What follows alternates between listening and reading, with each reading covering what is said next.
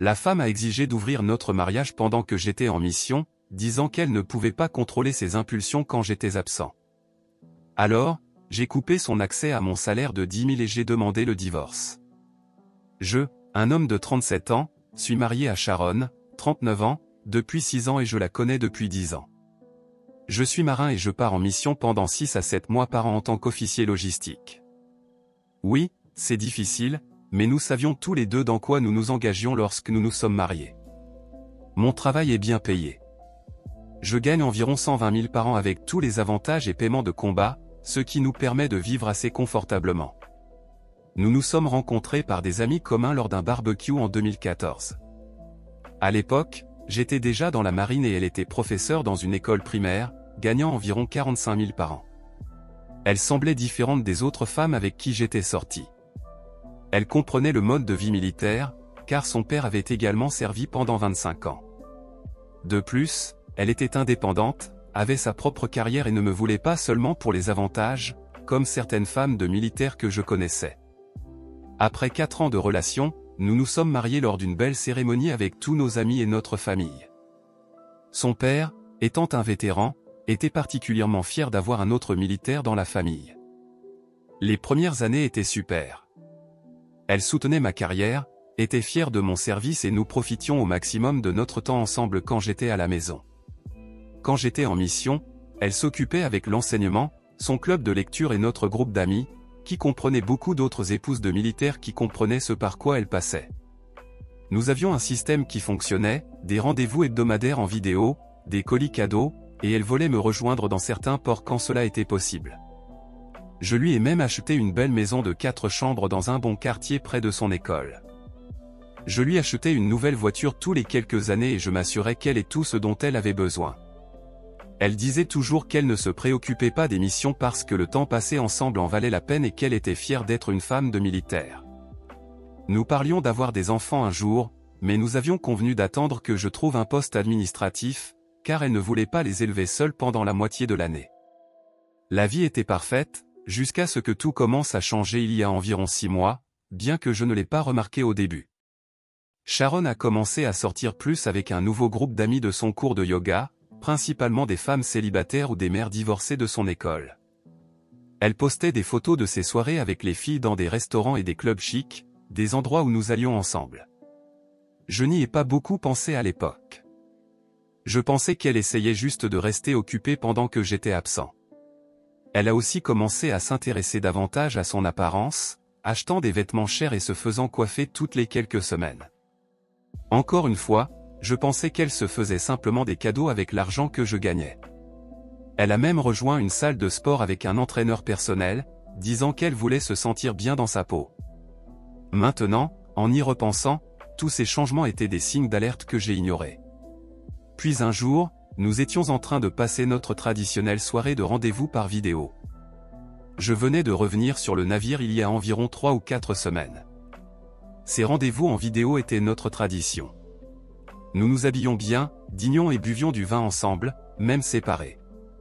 Cela nous aidait à rester connectés. Cette soirée-là, je m'amusais beaucoup en lui racontant des choses drôles qui s'étaient passées pendant l'entraînement de ce jour-là. Puis, tout à coup, elle a dit « J'ai quelque chose à te dire. Ouvrons notre mariage. » Je pensais l'avoir mal entendu au début. Le vin est descendu dans la mauvaise gorge, et j'ai commencé à tousser. Quand j'ai regardé l'écran à nouveau, m'attendant à la voir rire de ma réaction, elle avait un regard sérieux sur son visage. J'étais toujours de bonne humeur, alors j'ai essayé de faire une blague. D'accord, quelle est la plaisanterie? Que fais-tu? J'ai continué à essayer de la faire sourire, mais elle n'appréciait vraiment pas cela. Elle était contrariée par ma réaction et a dit « C'est fini? Pouvons-nous revenir à la conversation sérieuse ?» C'est alors que j'ai réalisé, mon Dieu, elle parlait vraiment sérieusement. J'ai posé mon vin et demandé ce qui se passait.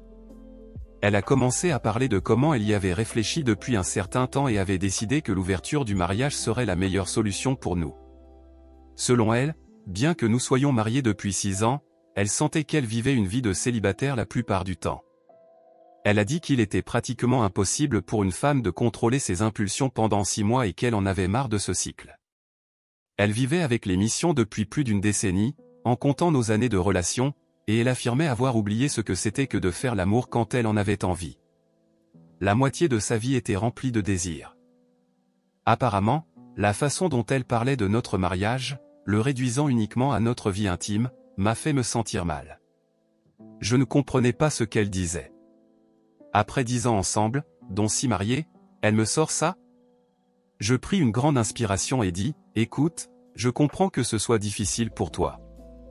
Je te remercie pour tout ce que tu fais pour que nous restions solides, mais c'est ce que mon travail exige. La distance n'est pas quelque chose que je peux changer maintenant. Nous en avions déjà parlé des défis de la distance, au début de notre mariage. Nous avions même discuté de la possibilité que je prenne un travail administratif, mais les opportunités n'étaient jamais arrivées et, honnêtement, j'aime ce que je fais. Sharon le savait et semblait soutenir cela, du moins jusqu'à maintenant. Elle devint furieuse lorsque j'ai essayé d'avoir une conversation rationnelle. J'ai suggéré que nous en parlions plus tard, quand nous serions tous les deux plus calmes, mais elle insista pour résoudre cela immédiatement. Elle recommença à parler de comment elle se sentait seule, passant des anniversaires et des fêtes seule, allant à des rendez-vous médicaux seule. Elle commença à pleurer en parlant de tout ça. Je comprends que ce soit difficile. Je perds aussi beaucoup de moments importants, mais que diable puis-je faire à ce sujet? C'est littéralement ce qu'elle a accepté en se mariant avec moi. Quand nous nous sommes mariés, beaucoup de gens nous ont dit d'avoir un enfant pour la tenir occupée pendant mes missions, mais Sharon n'était pas prête à être une mère célibataire pendant la moitié de l'année, et j'ai accepté. Lui imposer cette responsabilité n'était pas juste, alors nous avons décidé de ne pas avoir d'enfant jusqu'à ce que je trouve un travail administratif. Maintenant, je me demande si cette décision a empiré sa solitude, mais tout de même, ouvrir le mariage? C'est trop. J'ai demandé si elle était en train de me quitter. Elle répondit, non. Je t'aime. Je ne pourrai jamais te quitter. Je veux vieillir avec toi, mais je vais avoir 40 ans. Dans quelques années, je serai en ménopause. Je n'ai que peu de temps pour en profiter. La moitié de mes années dorées est passée à t'attendre. Je ne veux pas ça. Je veux vivre pleinement ma vie et ne pas mourir avec des regrets. Jamais, dans notre relation, elle n'avait parlé ainsi. Nous avions toujours eu une excellente connexion. Quand j'étais à la maison, bien sûr, nous utilisions des jouets et des appels vidéo pour maintenir l'intimité pendant mes missions, mais elle ne s'était jamais plainte que ce n'était pas suffisant. Je pouvais dire que cette conversation ne partait pas dans la bonne direction. Elle ne demandait pas la permission. Elle me disait ce qu'elle allait faire. « Et qu'est-ce que tu veux exactement ?» demandai-je, bien que j'eusse peur d'entendre la réponse. Elle me regarda directement à travers l'écran et dit, « Je veux ouvrir ce mariage et rencontrer d'autres hommes. J'ai des besoins, et ils doivent être satisfaits. Je vais le faire, que tu sois d'accord ou non. » La femme avec qui je me suis marié, qui avait promis d'être fidèle en tout, était assise là, me disant qu'elle allait coucher avec d'autres hommes et que je ne pouvais rien y faire. J'ai essayé de garder mon calme, bien que j'avais envie de frapper quelque chose. « Donc, tu veux coucher avec d'autres hommes tout en étant encore marié avec moi ?» Lorsqu'elle confirma, je lui demandai comment cela aiderait à la solitude dont elle se plaignait. Ces hommes aléatoires prendraient soin d'elle quand elle serait malade ou célébrerait son anniversaire? Elle répondit qu'elle ne savait pas si ce serait juste physique ou si elle sortirait avec eux, mais quoi qu'il en soit, elle m'aimait et seulement moi. Ils seraient juste des bouchons pendant que j'étais absent. Quand je serais à la maison, elle serait entièrement à moi. Comme si je pouvais simplement accepter de partager ma femme pendant la moitié de l'année. Je lui demandai combien de temps cela durerait. Quelques années? Pour toujours? Elle n'avait pas décidé. Je lui demandai si elle m'avait déjà trompé. Elle répondit que si elle voulait tromper, elle n'aurait pas cette conversation. Elle pensait qu'être honnête sur le fait qu'elle voulait coucher avec d'autres hommes était mieux que de mentir à ce sujet. Quelle logique tordue! Je lui demandai si j'avais un mot à dire là-dedans. Elle dit que sa décision était prise. Si elle ne le faisait pas, elle deviendrait folle. Ma tête était en train d'exploser. Je lui dis que j'avais besoin de temps pour réfléchir. Elle coupa simplement la communication sans dire au revoir. Tu sais ce qui rend tout ça encore plus perturbant? Je venais de sortir de la maison 3 ou 4 semaines après avoir passé 3 mois ensemble. Tout semblait parfait pendant mon congé. Nous sommes allés à Hawaï pour notre deuxième lune de miel, avons rénové la maison comme elle le voulait et avons même parlé de commencer à essayer d'avoir un bébé l'année prochaine. Elle était affectueuse tout le temps, parlant constamment de notre avenir ensemble. Le jour où je suis parti, elle pleurait et faisait tous ses projets pour mon prochain congé. Nous avions même commencé à économiser de l'argent pour notre futur enfant, et je cherchais des postes dans la base locale pour être plus à la maison. C'était ainsi que nous parlions sérieusement de fonder une famille. Quand j'ai demandé le jour suivant pourquoi elle n'avait rien mentionné de tout cela pendant que j'étais là, elle m'a dit qu'elle ne ressentait pas le besoin d'autre homme quand j'étais près d'elle. C'est alors que tout a fait sens.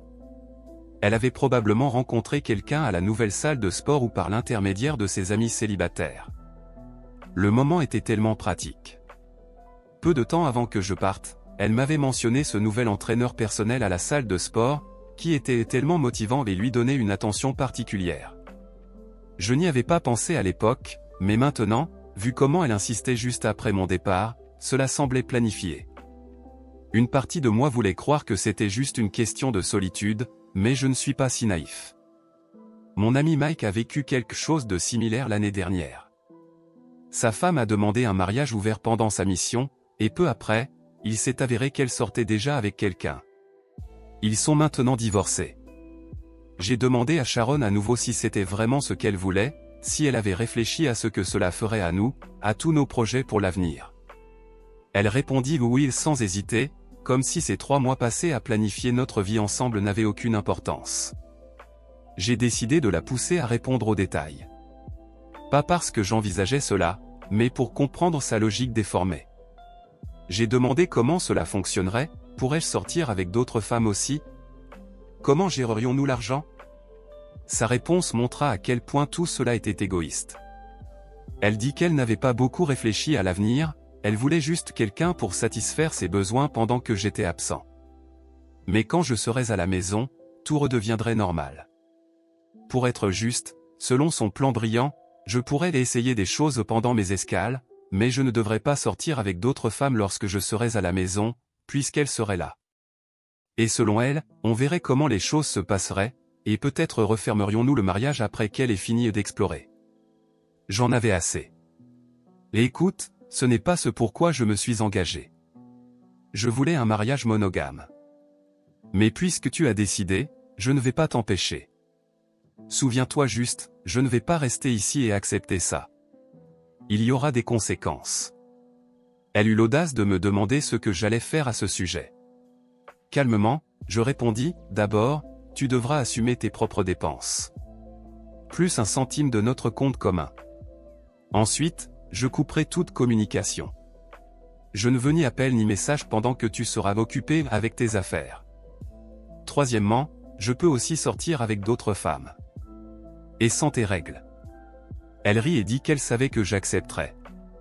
Elle dit qu'elle était excitée, que ce serait amusant. Puis elle ajouta, je sais que tu ne vas pas très loin, comment pourrais-tu laisser une beauté aussi radieuse, et commença à se déshabiller. Je coupai ça rapidement. Mes conditions commencent maintenant. Amuse-toi. Puis je raccrochai. C'était fini. J'ai cessé de me soucier d'elle. Elle tenta de me contacter, mais je n'y prêtais aucune attention. Elle commença à poster ses photos évidentes de rendez-vous et de voyage. Elle ne montrait pas les gars, mais allons, une selfie dans un jacuzzi avec des pétales de rose, des bougies et 2 verres de vin? Ce n'est pas difficile à comprendre. Sa sœur m'envoya un message me demandant si je savais ce que Sharon faisait. Je répondis directement, ta sœur a ouvert le mariage sans mon consentement parce qu'elle est seule entre ses jambes. Sharon explosa mon téléphone après cela, mais je n'en avais rien à faire. Ma prochaine permission à terre commence la semaine prochaine. J'ai déjà demandé à mon frère de chercher un appartement. Je lui ai raconté toute l'histoire, ainsi qu'à mes parents. J'ai aussi engagé un avocat pour commencer à travailler sur mon dossier. Je ne me précipite pas. Je veux faire ça correctement. J'ai des plans pour lui faire regretter ses choix. Je vais donner des nouvelles pendant ma permission ou après mon retour.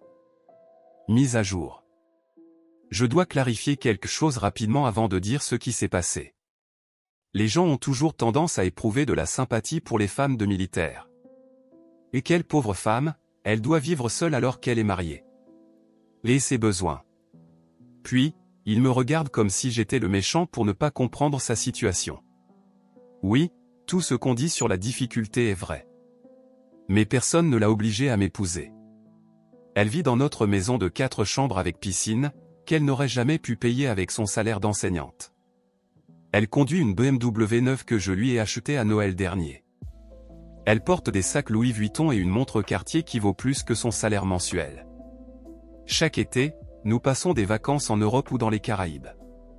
Elle se fait coiffer dans des salons chers, fait des retraites de luxe et n'a jamais à se soucier des factures. Mais c'est drôle que personne ne mentionne ses avantages quand ils la plaignent.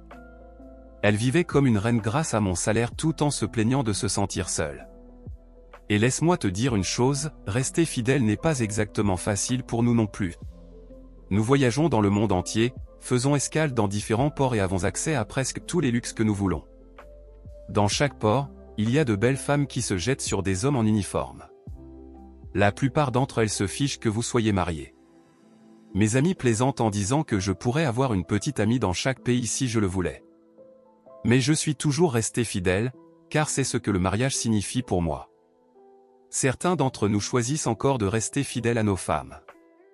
Mais personne ne nous en donne le mérite. On suppose juste que tous les militaires trompent. Maintenant, à propos de ce qui s'est réellement passé pendant ma permission.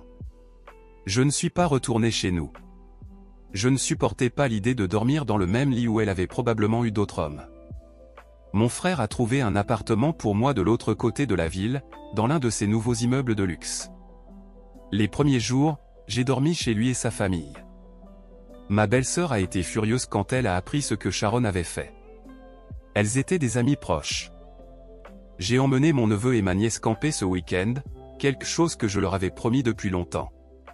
Les enfants demandaient où était tante Sharon, et cela m'a brisé le cœur de devoir inventer des excuses. Ensuite, j'ai passé du temps avec mes parents dans notre ville natale. J'ai retrouvé de vieux amis, et certains m'ont dit qu'ils n'avaient jamais eu confiance en Sharon de toute façon. J'ai tout posté sur les réseaux sociaux. Pas pour être mesquin, mais pour lui montrer que j'allais bien et que je ne restais pas assis à la maison, misérable, sans elle. Mon congé implique généralement des fêtes militaires de haut niveau, des événements chics dans des hôtels 5 étoiles auxquels Sharon adorait assister. Tout le monde n'est pas invité à ces choses, ce sont principalement des officiers supérieurs et leurs épouses, des politiciens, des personnes importantes de la ville. Ces fêtes étaient essentielles pour son statut social. Elle adorait exhiber ses robes chères et recevoir de l'attention. Je me suis assuré de poster beaucoup de photos, y compris quelques-unes avec des collègues de travail qui sont bien plus réussis qu'elle, médecins, avocats, entrepreneuses. Quand les gens demandaient où était Sharon, je leur disais simplement la vérité. Mais elle voulait un mariage ouvert pour coucher avec d'autres gars pendant que j'étais en mission. La nouvelle s'est répandue rapidement dans notre cercle. Soudainement, toutes ces épouses de militaires qui la couvraient avant ont commencé à la retirer des réseaux sociaux. Au début, quand Sharon a vu les photos de ma famille en ligne, elle m'a juste envoyé un message demandant où je logeais et pourquoi je n'étais pas à la maison. Ensuite, elle a changé d'approche. Ok, je vais te donner de l'espace. J'attendrai ton retour. Comme si elle me rendait service. Mais quand elle a vu les photos de la fête, elle a explosé. Elle a commencé à m'insulter de m'avoir abandonné et m'a demandé si nous n'avions pas convenu de rester normaux quand je serais à la maison. Puis sont venus les messages bourrés à 2 heures du matin, disant combien elle regrettait notre vie ensemble, que tous ces autres gars ne signifiaient rien. Je ne répondais à aucun de ces messages. Après des mois de silence, j'ai finalement répondu. Je n'ai jamais accepté quoi que ce soit. Tu as fait ce que tu voulais. Maintenant, je fais ce que je veux. Elle a répondu quelque chose sur le fait qu'elle m'attendrait quand j'aurais terminé, comme si j'étais un enfant en train de faire une crise. Elle pensait vraiment qu'elle pouvait simplement mettre notre mariage en pause pendant qu'elle s'amusait et appuyer sur play quand elle aurait fini d'explorer. 4 mois après mon séjour, elle a repris contact pour discuter des règles de notre mariage ouvert. Comme si nous pouvions nous asseoir pour prendre un café et établir un emploi du temps pour savoir quand elle pourrait tromper. J'ai rapidement coupé cela. Fais ce que tu veux. Je ne participerai pas à ce jeu. Mon avocat m'a conseillé de garder des copies de tous ces messages. Ils aideraient dans le divorce. Puis, elle m'a vu vivre ma meilleure vie et soudainement, elle a commencé à envoyer des emails disant « Revenons à la normale ». J'ai terminé avec ça. Comme si elle pouvait simplement appuyer sur un bouton et tout réparer. Elle a écrit un long email sur comment elle avait fait une erreur, comment aucun de ses autres gars ne la faisait ressentir ce que je lui faisais ressentir, comment elle réalisait ce qu'elle avait perdu. Elle a dit qu'elle ferait n'importe quoi pour sauver notre mariage. J'ai simplement répondu. Vraiment? Ça alors. Et j'ai continué à faire mes choses. Ma mère, qui ne parle plus à Sharon depuis ce qui s'est passé, a dit la meilleure chose. Je ne pensais pas que tu choisirais ta dignité plutôt qu'elle. Puis, un jour, Sharon est apparue à mon appartement sans prévenir. Je n'ai aucune idée de qui lui a dit où je vivais. Je n'ai donné mon adresse qu'à la famille de ma belle-sœur et à quelques amis de confiance. Quelqu'un a dû la dénoncer, mais honnêtement, je ne veux même pas savoir qui c'était. À ce moment-là, je me préparais à partir m'entraîner quand j'ai entendu frapper à la porte. Elle semblait complètement différente de quand je suis parti. Elle avait perdu du poids, s'était teint les cheveux en blond et portait une robe moulante qu'elle n'aurait jamais portée avant. Elle semblait nerveuse, là, debout, me demandant pourquoi je ne vivais pas dans une autre maison. Je lui ai dit directement. Je n'ai pas l'intention de vivre avec quelqu'un qui n'a pas respecté notre mariage. Elle n'a pas du tout aimé cette réponse. Je pensais qu'on pourrait résoudre ça. Elle a dit, comme si nous étions en train de discuter de la couleur à choisir pour peindre la cuisine. Je l'ai juste regardé et lui ai répondu. Mais tu as fait ton choix. Maintenant, je fais le mien. C'est alors qu'elle a commencé à pleurer. Elle a dit que tout notre cercle social la rejetait. Aucune des épouses de mes amis ne lui parlait plus. Ce sont des femmes qui étaient ses amies les plus proches où elles faisaient du shopping ensemble, allaient à des journées spa, organisaient des dîners. Maintenant, elle ne voulait plus rien avoir à faire avec elle. Toutes ces fêtes chic auxquelles elle adorait aller? Personne ne l'invitait plus. Il se trouve que se faire connaître comme la femme qui a ouvert son mariage pendant que son mari était en mission n'est pas bon pour le statut social. Alors, que veux-tu? Elle a demandé, entre ses larmes. Je lui ai juste dit. Mais tu le découvriras bientôt. Elle avait l'air paniquée. Mais tu as rencontré quelqu'un, n'est-ce pas? Tu l'aimes, n'est-ce pas? Tu es avec elle? Je n'ai pas pu m'empêcher de rire. C'était elle qui voulait sortir avec d'autres personnes, mais maintenant elle était jalouse de me voir avec une autre femme. Elle a continué à supplier pour des réponses, mais j'en avais assez. J'ai juste crié. Sors. Elle est partie en disant que je regretterais d'avoir trahi sa confiance. L'ironie de cette déclaration. Mon avocat avait déjà les papiers du divorce prêts.